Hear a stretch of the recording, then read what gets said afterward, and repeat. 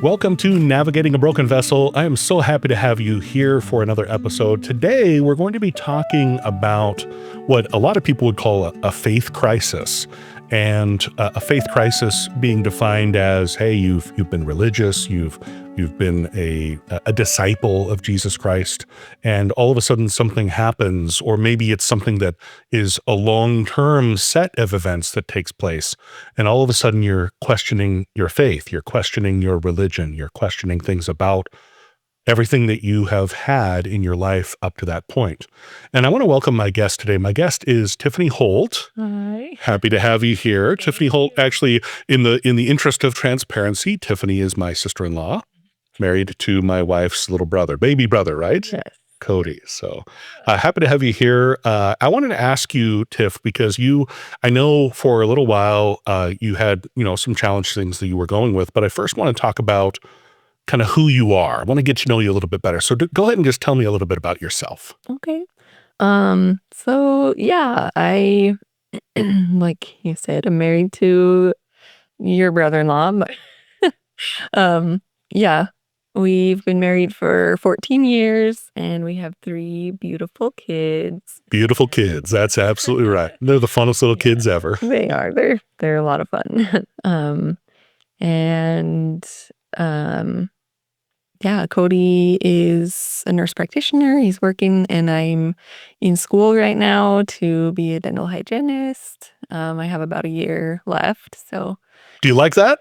yeah, well, school is stressful, but School is school, I guess. school is school, but I do love the field, and I'm excited for that. So I know that you've talked to me a couple times. Well, you've talked to everybody in the family about coming and getting our teeth cleaned as you're going through the school process. And I'm like, I don't think I've ever had my sister-in-law's hands inside my mouth.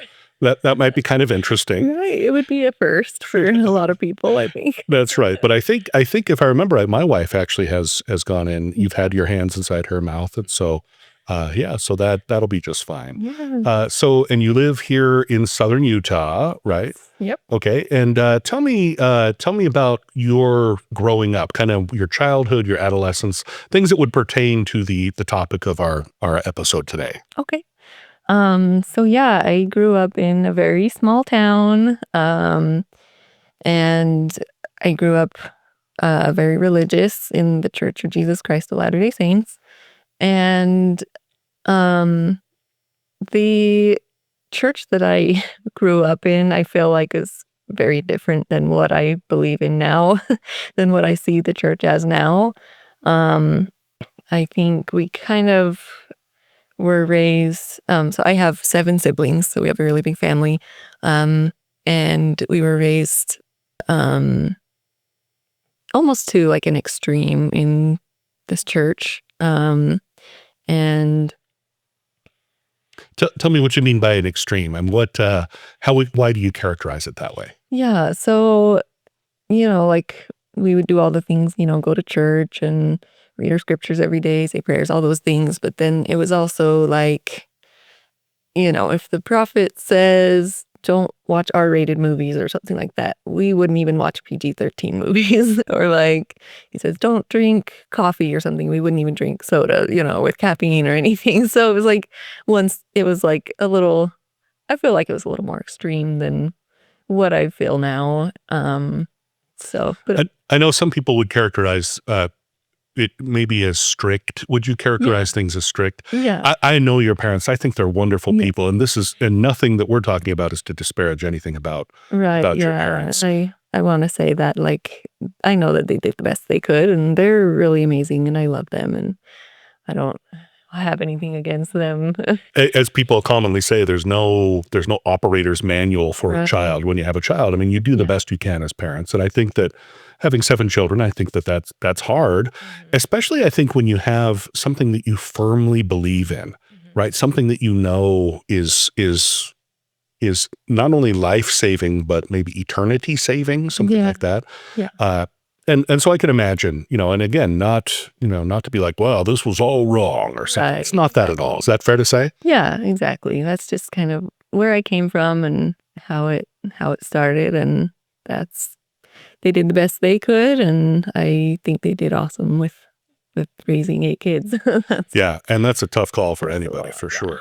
And so tell me then, so you were married, it's been a few years now. You've got a few kids now. Mhm. Tell me, I feel like this is about, what, a year ago or so that you started having some questions and other things that might have been affecting your life. Is that fair to say? Yeah, well, probably more like 2.5 years ago. Okay. Started Time kind flies, of, doesn't yeah, it? it does. So tell me about kind of tell me about what happened at that time. Okay. So, yeah, so like Cody and I got married. We were pretty young, like a lot of people in Utah, get married young and had kids young. And I just kind of was going along with things, going through the motions of, the faith and going to church and everything. And I thought that I had a testimony and just kind of was living what I was taught my whole life. And then, yeah, about 2.5 years ago, I just kind of started questioning things. And I think it just mostly started with seeing things on social media or in like hearing things in podcasts I was listening to and things like that. Like I just kind of started seeing things about the church and things not even about religious things that just kind of got me thinking in a different way. And I started just like questioning things and Maybe like going down the rabbit hole, right? Is that, I mean, yeah, is yeah, that, 'cause some people will say that they'll be like, well, sometimes you'll get hung up on a thought process or something like that. And you just you kind of go down the rabbit hole, start exploring things and things like that. yeah, exactly. That's definitely what happened. Great. So in my mind, it's like, I think there's a bit of a misconception, I think, with people who are not members of the Church of Jesus Christ of Latter-day Saints, for people that are members of the church, that there is kind of like it's almost like you must do it this way. And if you stray from this, you are a sinner and going to hell. Yes. Right. I mean, it's not really like that. But I think a lot of times people would say, well, she's questioning her testimony. She's questioning her faith. That's bad. That's wrong. Right. Yeah, Do you feel that way? I do. Yeah, I think it's definitely looked at as something bad, like if you're questioning or whatever, it's like, stay away from that. So then a follow-up question I would have to that is, do you feel like your questioning of things, and go quote, like we were talking about going down the rabbit hole, do you think that was bad? Do you think that you're a sinner and going to hell kind of a thing? Honestly, no. Like you said, I think a lot of people might look at it that way, but now that I'm through it and kind of on the other side, I can see that like it was necessary for me because I didn't really know anything and I still, um like it was something that I had to go through to experience to gain the testimony that I have now and the beliefs that I have now. So I don't see it as a bad thing. And I completely agree with you. And that would be my opinion about it as well. I think people who are on the outside, they're like, wow, this is like a strict church. You got to adhere to these, whatever and even loved ones, parents or sisters, brothers, or, other people, ward members, other people that go to church and something. I think a lot of times you'll get kind of that judgment like, wow, this person stepped off the path. Yeah. We must shun them now and we should never speak with them again. Yeah. Did you feel any of that from people? Did you feel like people were kind of like, all right, she's out in the deep end now. She's off the wheel. She's out of the wheel. She's out of the family. That kind of thing. Yeah, the black sheep. That's right. Do you feel that way at all? Or? I did a little bit. Like most people were very understanding and very kind to me through the whole thing, which I really appreciate. But there were some people, even people close to me, that I felt, treated me differently just because they knew I was struggling with, my testimony and things like that. I was questioning and started doing things that the church kind of, maybe says to stay away from. And not a good idea. yeah. So, there were people that did, I felt like they wouldn't talk to me and they kind of treated me a little differently, were kind of standoffish. Um, but yeah, for the most part, like people were really kind and understanding. When people were kind of treating you like that, did you kind of feel like, oh, I get it, here it is again? Or were you kind of like, I mean, I understand, they've got their thing, I've got my thing, so I get it. I mean, from your perspective, how did you feel about being treated like that? So at the time, it just kind of made me angry. I was like, why are these people treating me any different? Like I'm still me, I'm still the same person. And so at the time, I think I felt really angry about some of those things. And I was just angry about a lot of things at the time. um, and so, but yeah, looking back, I have a little more compassion, I guess, for that because I can see like what, everyone's going through their own things and it can be hard to kind of connect with someone who's maybe going through something different than you are. And so, Kind of a nobody's perfect kind of a thing. And yeah, even exactly. even the people who are trying or, quote unquote, striving or on the outside Yeah. appearing to be perfect, we're all going through stuff and whatever, right? So Yeah. one question I have for you is did you ever think when you went through this faith crisis, and are you okay with me characterizing it that Yeah. way? Yeah. That's definitely what it was. So with this faith crisis, do you feel like you were ever coming back, quote unquote? Do you feel like that this was a process that you needed to go through and that eventually you'll find your way back? Or did you think, I'm done? At the time I was like, I'm done with this church. I'm done with religion. Um, yeah, like I was out of it and I was like, this is my new path in life. And, we've got to figure out how to live this way with, family and friends that believe otherwise. And so it was kind of like I'm changing my entire life and everything. So, um, I've heard people when they talk about being baptized, it's the same kind of thing. I had to change my whole life and family members shunned me, stuff like that. yeah. Do you feel like it was the same kind of thing? You were becoming unbaptized kind of a thing? Yeah, that's an interesting way to put it. Yeah, it does feel like that. So tell me then how, in terms of working with your family, you've got your three children, very young, Mhm. right? Your youngest at the time would have been, I mean, probably two, 2 or 3. and she's just a darling little girl, so sweet. And your two boys, obviously, as well, super awesome. Tell me your interaction with your family members, with Cody, with your three children as well, with in terms of you know, were they was Cody maybe being like, okay, I see your perspective. I'm coming with you. Or was was he supportive? How did that work in terms your perspective? I don't want to put words in his mouth. Obviously he's Yeah. not here. We're not talking to him, but, Right. but I want to hear about, how you interacted with other members of your family. Yeah.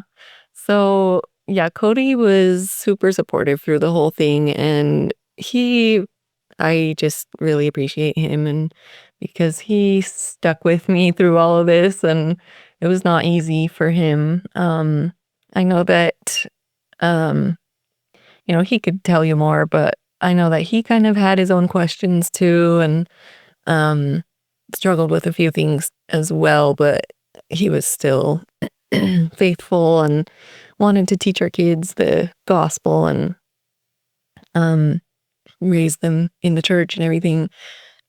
And then I was like, I don't want anything to do with the church. Like, if you want to take them to church, that's fine, but I'm not going to teach them. I'm not going to take them to church or anything like that. And so I think it was really confusing, especially for our kids because they were so young. And it was like, we're in this church, and then all of a sudden, mom's like not going to church anymore. And like, Let me ask you, did you have any feeling like if this is my faith crisis, but I'm affecting other people and I feel bad about it? Or, you know what I mean? I'm not trying to be offensive or anything. I'm just wondering yeah. how that dynamic worked. Yeah. So I think I was just like, I kind of just was trying to have an open mind and be like, if these kids want to go to church and grow up in this gospel. If they want to go on missions one day when they're older, like, that's great. I'll support them. But I don't agree with what they're teaching and things like that. And I, wouldn't be able to go to the temple with them or anything like that. And so I just kind of was seeing the future of my life and like saying, okay, so it's going to be a little hard, but I'm going to love and support my kids no matter what they choose. But yeah, I did feel like maybe like it would definitely influence them seeing their mom go a different way. So yeah, I don't know. Is that what you were asking? No, that makes sense. And that, I mean, I totally get it. It was it's one of those things. It's a hard question to ask because it's almost like and I get it. I think we're being very personal as we talk today. And it's hard to have very personal conversations, particularly when, that other people are going to be listening and things like that. Right. I really appreciate you allowing me to ask you some of these personal questions as well. Yeah, I'm glad to share. And hopefully it will help maybe somebody who's in a similar situation or knows somebody who is. And one of the things I probably should mention is we do plan on talking to Cody. Maybe what we'll do, we might have both of you. It might just be him. It might be, we'll see. We'll go down the road, but I definitely want to get his perspective on it as well. But we definitely wanted to start with, kind of your story and things like that. Yeah, it'd be good to get his side of things too, because I know he went through a whole thing too. So Awesome. So tell me so you are in the faith crisis. You're out. You're done. You're as far as you're concerned, this is something you're never going to do again. What changed? So I was totally out. Like you said, I just was like, this is my life. I'm done with this. I can never go back because I've learned too much that I just can't, I can't go back. And I had, started drinking and doing some drugs and partying, that kind of thing. And I felt at the time, I felt like I'm so free, like I can do whatever I want, but looking back, I was so lost and unhappy. Like I was telling myself, like, I'm so happy, I'm so free, this is great. But really inside, like, I was just getting more lost and confused. And my marriage with Cody was struggling. And, as you can imagine, it was hard for all of us and hard on our kids. And so, yeah, I think, well, what changed, I think the biggest thing is that Cody and I decided to go to marriage counseling because our marriage was on the brink of divorce. Like we were not doing good. So let me ask you, because I want to stop you there and ask you, some people would say, well, if I'm out, then the marriage isn't going to work. And so I'm out of the marriage too. Right. And so tell me about so going to marriage counseling, that's a huge step for saying, I feel good about the marriage. I love this dude. Yeah. Right. And so even though there are these religious aspects that I disagree with, I still love this guy. I still want to make things work with the marriage. When you went to the marriage counseling, did you feel that you were going to end up back coming to church and things like that? Or were you just trying to fix the marriage? Yeah, no, I didn't plan at all to come back. I was like, we need to go to counseling because this is a different situation. We have a mixed faith marriage now. And so we need some help to kind of work through this, navigate through this. And so it'll work. Cause yeah, like I did love Cody and I do love Cody. And I was like, I really want my family to stay together because I love my family so much. But since I'm on a different path now, we need like some guidance and some help from a professional who can help us with that. So yeah, I was totally not planning on ever coming back. And just getting some guidance on how to do life like this with Cody. So you have the marriage counseling, and tell me how that evolved then. So yeah, we started counseling and we were matched with a really great therapist. We were just doing online therapy. And yeah, I don't know how it happened. It must have been God's hand in it, because we were matched with this therapist that was just perfect for us. Like, we just connected really well, and he just seemed to know exactly what to say and how to help us through this. And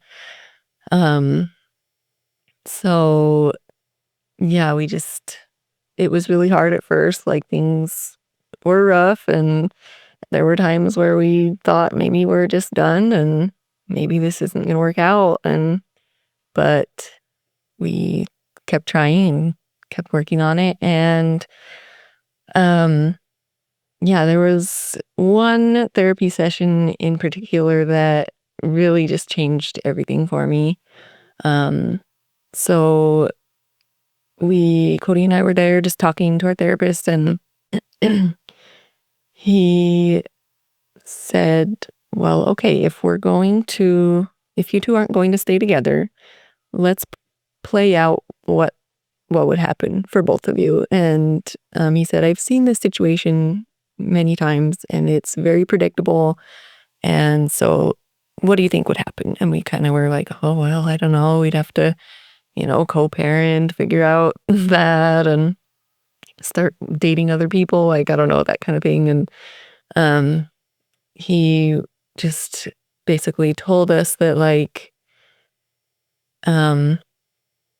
Cody, since he was in the church and wanted to raise his family in the church, that he would eventually find someone that wanted an eternal family like he did and believed the same that he did. And because he wants that, and he said, Cody would eventually find someone that wants that with him and would be willing to help raise his kids and things like that, because they want an eternal family.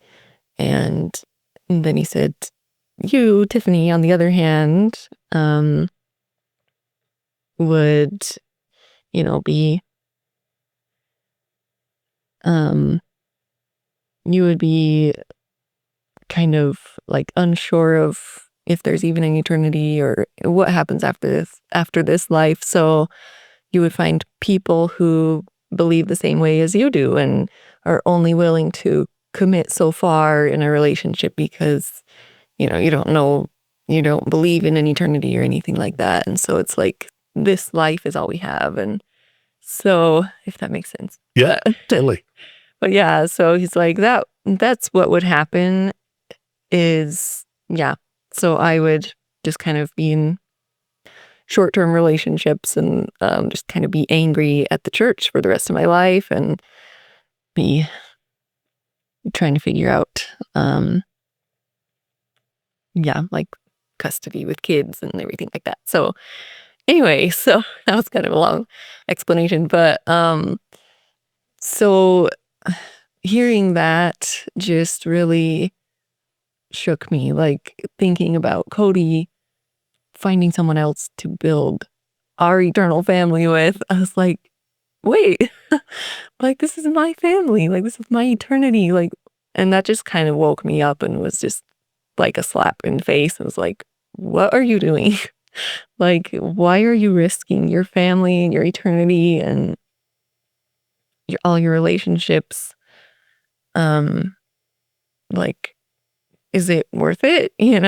And so at that point, things kind of changed, and I just I started to try and look at the gospel again, like read the scriptures, and started to try praying. And I was still talking to my therapist about things, and he kind of helped me work through a lot of the questions and things I was struggling with and about spirituality. And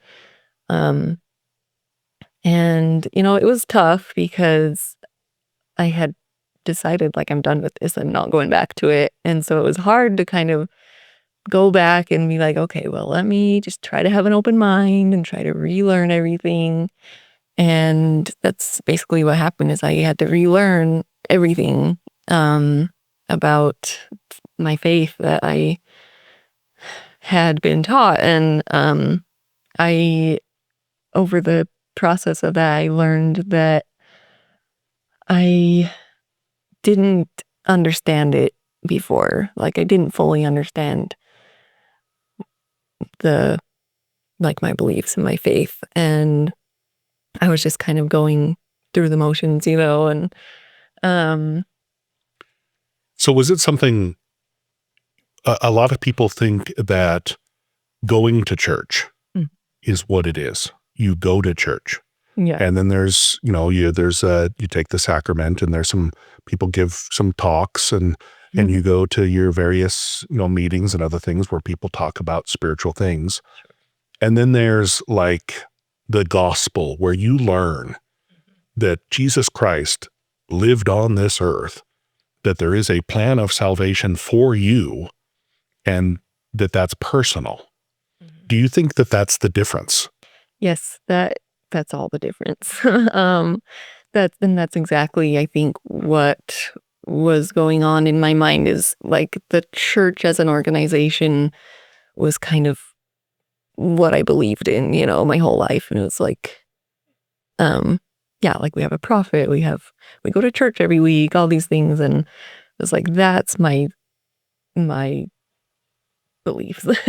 And, So in the same vein, stopping that process and just saying, I'm just not going to go to church anymore, right? It feels like it's an easy thing yeah, because you're just like, well, yeah, I mean, it's just, now I'm just not going to go to church and take the sacrament and listen to the talks and go to these meetings where they talk about spiritual things. No big deal, right? Do you feel that? So tell me then the difference in how you feel now compared to then. So yeah, before I think I thought that I knew, I thought I had, was feeling the spirit and was just had this great testimony and I love this church and the community and everything.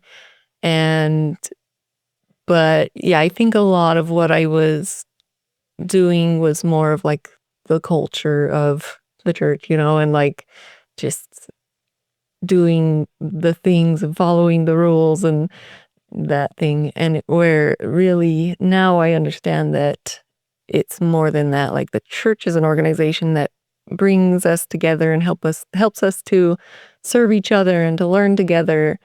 But the gospel is Jesus Christ and that he saved us from our sins and he made it possible for us to return to heaven and to be with our families and our loved ones and to progress eternally. And like, that's huge. And I don't think I really wrapped my head around that before and realized like, this is what it's about, but all the other stuff is extra, but this is really what it's about.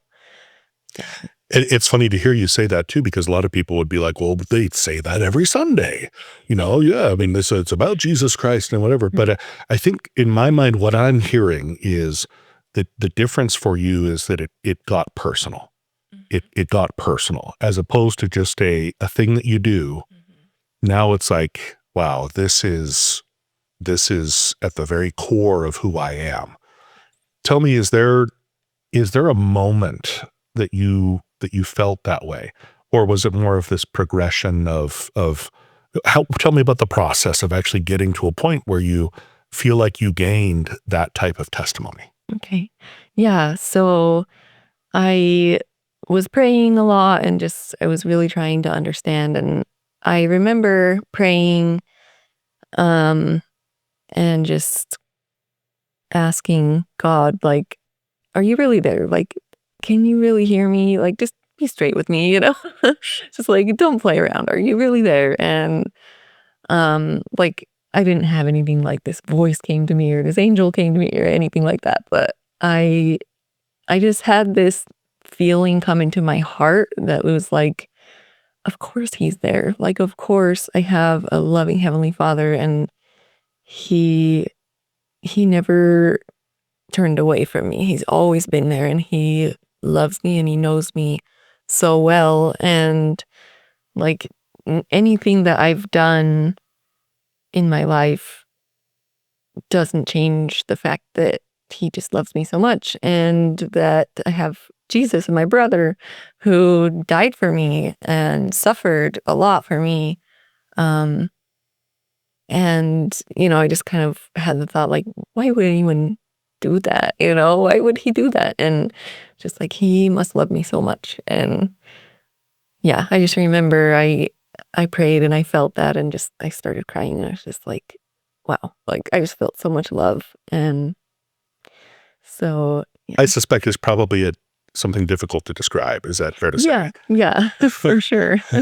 That's one of the things. I mean, you hear it all the time, and I've experienced that same sort of thing. It is one of those things where it's like, let me try and use some words to explain what I felt and how Mhm. it went. And I think from the outside, some people are like, "Oh, okay, so you prayed and you felt Heavenly Father or whatever," Right. But it is for me at least, and you can tell me whether you felt the same way. It is an indescribable feeling. It is something extremely difficult to put into words, but it is Yeah. like you say, where you do just feel love. Yeah. Yeah. I think it's definitely just something you have to experience to know, to understand. And so I just don't think I ever had experienced that in my life until that point. And then it was just like, like any questions that I have about the church or anything like that, like it doesn't really matter because I have a loving Heavenly Father and a Savior who loves me. And that's really what it's about. That's really all that matters. And I can be with my family. My family is huge. And like, that's what it's all about. Makes perfect sense. There's a couple things that I noticed as we were talking. The first one is there's a couple times where you said, looking back, I felt this way, but now I feel this way, right? I was thinking I was on the right track, that I'm free, that I can do whatever I want. Yeah. Now looking back, I could see it a different way. Mhm. Talk to me about that contrast. Tell me about why you feel like it's different now.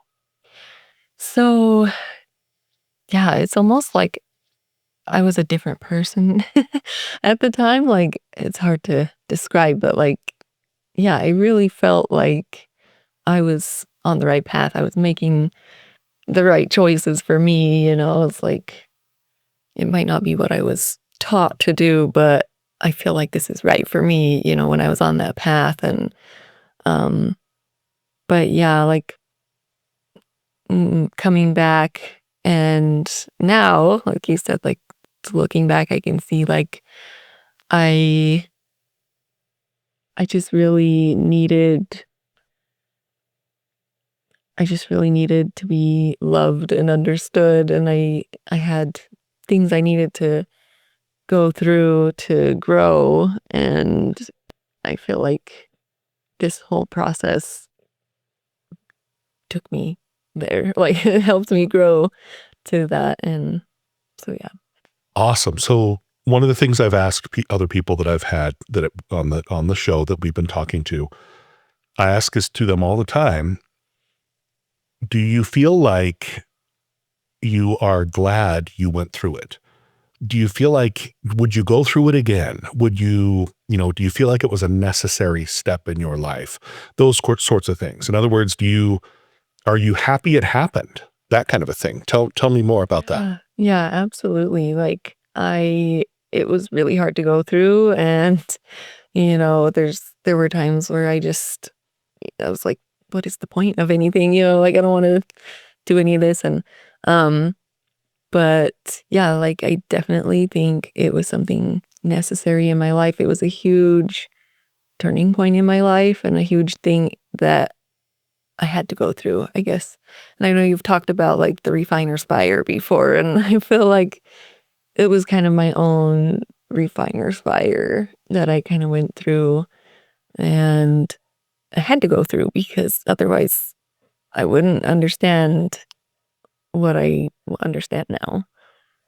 It feels to me like probably at some point in everybody's life, they have to go through a faith crisis. Yeah. It may look different for other people. It may be something that's more long term. It might be something that's gradual, and then you come back, or it might be this big slope, that kind of a thing. But I think at some point, every one of us needs a set of trials that are going to be extremely challenging for us. Yeah. Do you agree with that? Yeah, for sure. I think something I've learned from all of this is to like be kind to everybody, and because even if it looks like they're having a hard time or going through something that you don't really want to get involved in or whatever,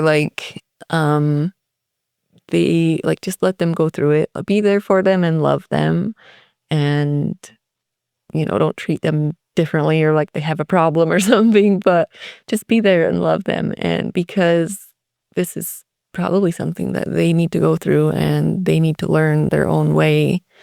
And yeah, I think like you said, it happens in everyone's life. And so that's a big thing I learned. Awesome.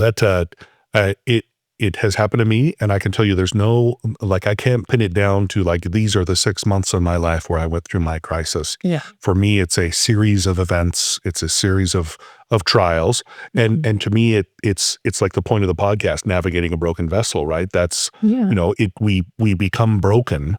And when we become broken, we look to Heavenly Father and Jesus Christ to help us get through that broken aspect, not specifically to be like, hey, take this away, but just kind of like, hey, keep me going, help me out. Yeah. When I ask if you are there, help me feel your love. Yeah. That kind of a thing. Yeah, exactly. Awesome. It reminds me a lot of the story of Alma, right? So Alma, he's crashing on the church and whatever. And then he has an event where he talks about the pain being exquisite and then the joy being better than that exquisite pain, the joy being much better. Yeah. Do you feel that way? Yeah, for sure. I feel so happy. I don't know how to describe. But I feel so much better, and I'm still learning. I don't know everything. But I'm so glad that I went through this, and the joy is so much more great than how hard it was, the pain it was. Nice. Let me ask you if you have any advice for people who might be either in the midst of their faith crisis or that might be on the verge of a faith crisis. Yeah, so I would say don't be afraid to go to therapy, because that's what really helped me. And make sure you find a good therapist that you really connect with, because I've had some that I didn't really connect with, and I've had some great ones. And so definitely do that if you need some guidance. Looking at the church from, the outside, it kind of looks like not what it really is. I don't know if that makes sense, but you might look at the church and be like, there's just all these rules. I just have to check off all these boxes, and it's just gonna consume my whole life. It just looks like that from the outside. But I think if you're kind of seeing it that way, just to turn internally to yourself and to God and make it about your personal relationship with God, and not about all the other things. Make it about your relationship with God and with the Savior, because that's really what it comes down to and what it's about. And so just focus on that. I think that's what I would say. That sounds great. Cool. Tifani, anything else you wanted to say? You wanted to say something like, is it over yet, Dave? Are we done? Yeah, that's right. Go get lunch. That's right. Well, I wanted to tell you, thank you so much for being on the episode. And I'll tell you, I think honestly, all of us need to gain a testimony. All of us need to have a personal relationship with Jesus Christ. The church, if whatever the church is, whether it's just a Christian church in general, the Church of Jesus Christ of Latter-day Saints, I think your relationship with Jesus Christ is what it's all about. And if you concentrate on that personal relationship and recognize that the church is a vehicle for helping you to learn the gospel, to learn about Jesus Christ, but that you have to be the one to step into it, just like Tifani was saying, and saying, hey, you need to be the one to try and build that relationship with God. with Jesus Christ and so forth. I could totally see that. I want to hear what you all think as well. If you have someone who's going through a faith crisis, do share this episode with them. I hope it's helpful. If you're going through that, I hope it's helpful for you. I know anytime I get an opportunity to talk to people wonderful like Tiff, I just love it because it helps me. And I hope because it helps me, it might help you as well. Join the conversation, Dave@navigatingabrokenvessel.com if you want to email me. There's also Facebook and Instagram, Navigating a Broken Vessel. And do feel free and join us on the next episode. Feel free and subscribe so you don't miss it. This is Dave Harris with Navigating a Broken Vessel.